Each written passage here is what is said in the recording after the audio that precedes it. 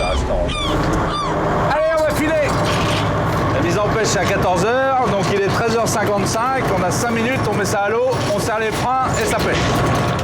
Sous cette mer calme, en baie de Seine, un champ de coquilles Saint-Jacques. Avec son chalutier Le Sauvage, Dimitri les pêche depuis 20 ans. Nous on dit que la coquille Saint-Jacques c'est le coquillage des rois et que c'est le roi des coquillages. C'est ce qui fait le mieux au fond de la mer. Quoi. Et c'est un vrai trésor. Quoi. Nous sommes au cœur de la saison de la coquille Saint-Jacques.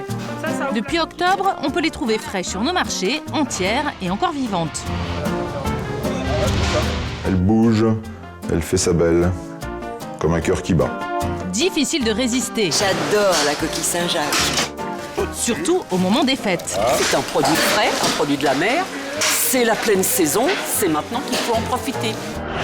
Sur Le Sauvage, les coquilles se ramassent à la pelle. Les coquilles elles sont légèrement enfouies dans le fond.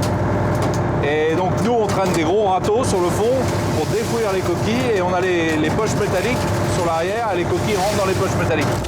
Les matelots n'ont que quelques heures pour préparer des centaines de kilos de coquilles. Je suis en train de nettoyer la coquille, j'enlève les impuretés qu'il y a dessus, donc les coquillages, tout ça, pour la mettre propre. En hiver, la nuit tombe vite. 21h30, on rentre avec la marée. C'est un petit peu l'embouteillage. C'est le périph' à 18h. Bilan de la journée. On a fait quasiment 1,5 tonne, donc c'est une très bonne pêche, très bonne pêche. La quantité est là, mais qu'en est-il de la qualité ? Dominique est responsable qualité. En pleine saison, chaque soir, il examine les coquilles fraîchement débarquées. Les meilleures seront estampillées label rouge, un signe de qualité supérieure. Pas top, hein? C'est pas top, Pas top, hein? pas de label. C'est beau, mais pas suffisamment beau. Les critères sont en effet très stricts. Pour obtenir le label, les coquilles doivent être propres, sans parasites et surtout coraillées. Le corail, qu'est-ce que c'est? C'est ce qu'on voit là. C'est la partie orangée, la gonade, la partie mâle et femelle de la coquille. Et aujourd'hui, les coquilles Saint-Jacques de Dimitri n'ont pas tout ce corail. Ici, l'écarte des branchies, on a un tout petit corail. Et ça, c'est pas suffisant pour le label rouge. Même si elles ne valent pas le label rouge, ces coquilles sont de vraies coquilles Saint-Jacques. Ce n'est pas le cas de toutes les noix de Saint-Jacques qu'on trouve dans le commerce. Depuis 1996, les pétoncles du monde entier peuvent aussi s'appeler noix de Saint-Jacques. Difficile de s'y retrouver. Nous avons demandé à Dominique de nous éclairer. Petite leçon dans sa cuisine, à vos stylos. Les coquilles Saint-Jacques, il faut savoir que ça vient essentiellement et principalement et pratiquement uniquement de France ou du Royaume-Uni. On les reconnaît par rapport aux pétoncles, au fait qu'elles ont une valve supérieure, plate, et la valve inférieure, bombée.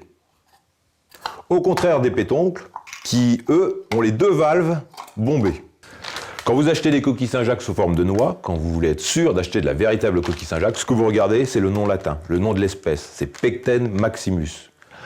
Tout ce qui n'est pas Pecten maximus, c'est du pétoncle. Que ce soit Argopecten, Zygoclamis, c'est un autre produit, c'est un autre genre, ce n'est pas de la coquille Saint-Jacques, c'est du pétoncle. La coquille Saint-Jacques, c'est Pecten maximus. Certains emballages jouent l'ambiguïté. Alors là, j'ai une coquille Saint-Jacques à la bretonne. Quand on regarde un petit peu mieux l'étiquette, Zygoclamis patagonica, Uruguay, ou Chlamys varia, Vietnam. Donc, c'est pas de la coquille Saint-Jacques, c'est du pétoncle. Par contre, c'est marqué coquille Saint-Jacques. Pourquoi ? Parce que la coquille Saint-Jacques, elle existe. C'est la valve de la vraie coquille Saint-Jacques, dans lequel on met du Zygoclamis patagonica en provenance d'Argentine, et on met un petit peu de crème, un petit peu de beurre, 3 oignons, et ça fait une recette à la bretonne ou à la normande. Bravo, merci. Dominique se méfie des imitations. Pour lui, la coquille Saint-Jacques de Normandie est bien meilleure. Du beurre. Faut pas lésiner sur le beurre, on est en Normandie. C'est important le beurre. C'est à l'épreuve de la poêle que Dominique va tester les différents coquillages. Sa famille sera notre jury.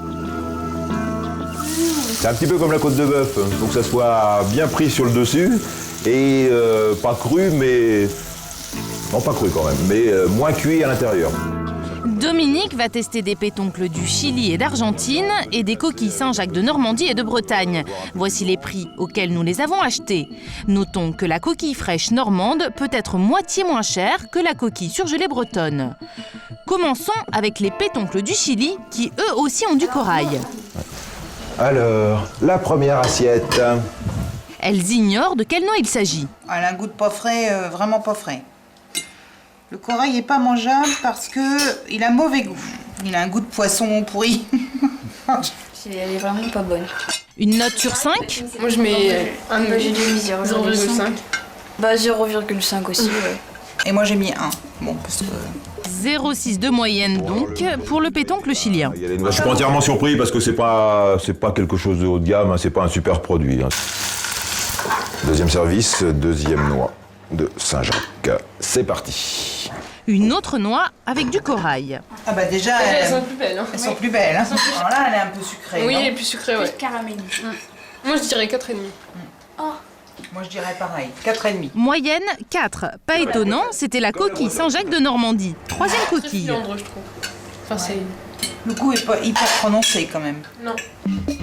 Note 3 pour la coquille bretonne. C'est un bon produit, peut-être qu'elles sont pas habituées à goûter ce type de produit parce que c'est bien une coquille Saint-Jacques. Hein. C'est pas un pétoncle, c'est une coquille Saint-Jacques, mais qui est bretonne sans corail. Donc peut-être que ça fait la différence. Bon, eh bien, le dernier produit, si on arrive à le retrouver, voilà. Hop. Ah. Oui. C'est mignon, c'est joli. Rikiki, mais ça peut être bon. On va voir. C'est un peu caramélisé, un peu sucré. Moi j'aime bien quand c'est sucré. Et c'est bien ferme, mais c'est tout petit. Ouais. C'est un petit pétoncle qui vient d'Argentine. Comme quoi, le pétoncle, ça peut être un bon produit aussi, hein, mais c'est du pétoncle, petit. Maintenant que l'on sait bien choisir sa Saint-Jacques, le chef Nicolas Fage va nous proposer une de ses spécialités faciles à réaliser. On va préparer un carpaccio de noix de Saint-Jacques qui va se réaliser avec une vinaigrette à base d'huile de vanille. Alors l'huile de vanille, il suffit simplement de faire infuser de l'huile d'olive avec une demi-gousse de vanille grattée. La noix de Saint-Jacques est déjà un produit qui est naturellement sucré. La vanille se marie bien. Il y a une bonne osmose qui se crée entre les deux produits. On commence par la vinaigrette, une pincée de sel, 2 cuillères de vinaigre, 4 cuillères d'huile d'olive et une cuillère d'huile vanillée. Je viens de récupérer nos coquilles qui ont passé 15 minutes environ en congélation. Donc ça a pour but de les raffermir et que ça soit beaucoup plus facile de les trancher pour réaliser notre carpaccio. Donc on coupe les noix de Saint-Jacques dans le sens inverse de la fibre de la noix. Comptez 3 noix par personne. Badigeonnez ensuite avec la vinaigrette, un zeste de citron vert, un peu de mâche et la touche finale. On vous rajoute un tout petit peu de fleur de sel pour apporter un petit peu de craquant et rappeler le côté marin de la noix de Saint-Jacques. C'est prêt à servir en entrée ou en amuse-bouche sur une table de fête par exemple.